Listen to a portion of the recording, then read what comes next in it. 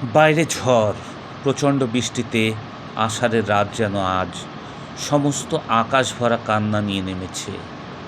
জানালার পর্দা উড়ে যাচ্ছে, বৃষ্টির জল এসে ঘরের মেঝে ভিজিয়ে দিচ্ছে, তবু সেই দিকে নাইমার কোনো খেয়াল নেই।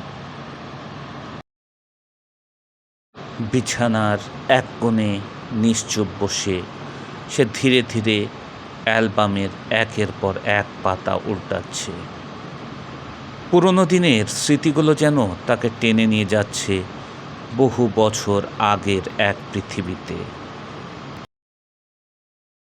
বন্ধুবান্ধবদের নিয়ে পিকনিক, ট্যুর, ককটেল পার্টি, সব জায়গায় প্রধান আকর্ষণ ছিল নাইমা। যেমন রূপ তেমনই গুণ। তার মধুর কণ্ঠের গান সবাইকে মুগ্ধ করে রাখত। মঞ্চের ঝলমলে আলো, দর্শকের করতালি, সংবাদপত্রের প্রশংসা, সব মিলিয়ে একসময় দেশের গণ্ডি পেরিয়ে বিদেশেও ছড়িয়ে পড়ে তার খ্যাতি। বাবা মায়ের একমাত্র মেয়ে নাইমা। বাবার স্বপ্ন ছিল পড়াশোনা শেষ হলে একটি ভালো ছেলে দেখে মেয়ের বিয়ে দেবেন, কিন্তু নাইমার স্বপ্ন ছিল অন্যরকম। সে সংসারের চার দেয়ালে নিজেকে আটকে রাখতে চায়নি। তার ইচ্ছে ছিল কণ্ঠের জাদু দিয়ে শুধু সমাজে নয়, দেশ বিদেশে নিজের পরিচয় তৈরি করা।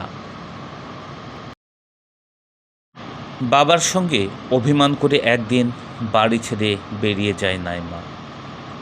তারপর এক শহর থেকে আর এক শহর, এক মঞ্চ থেকে আর এক মঞ্চ, ঘুরতে ঘুরতে সে হয়ে ওঠে প্রতিষ্ঠিত কণ্ঠশিল্পী। দেশের বিখ্যাত ব্যবসায়ী দবির আহমেদ নাইমার প্রেমে প্রায় পাগল হয়ে পড়েন, বিয়ের প্রস্তাব দেন, কিন্তু নাইমা বিয়ের বন্ধনে নিজেকে জড়াতে রাজি হয়নি। বিয়ের সব চাপ এড়াতে এক প্রবাসী প্রতিষ্ঠানে চ্যারিটি প্রোগ্রামের অজুহাতে সে পাড়ি জমায় যুক্তরাষ্ট্রে। দেখতে দেখতে কেটে যায় কয়েক বছর। এর মাঝে খবর আসে তার বাবা পৃথিবী ছেড়ে চলে গেছেন।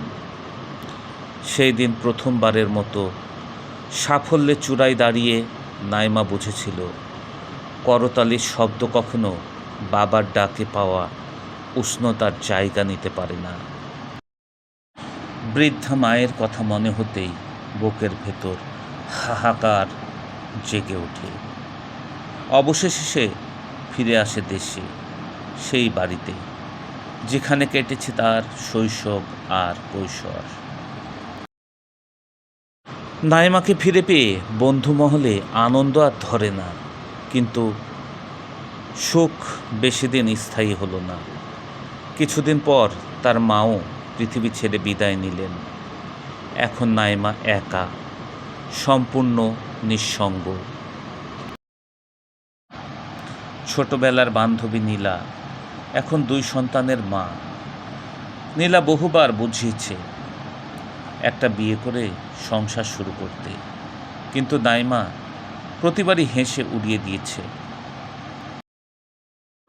হঠাৎ ভীষণ জোরে বজ্রপাত হলো। নাইমা চমকে উঠল।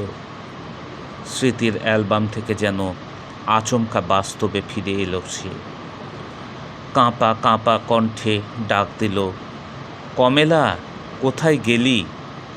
জানালাটা বন্ধ কর, ঘরে পানি ঢুকে সব ভিজে যাচ্ছে।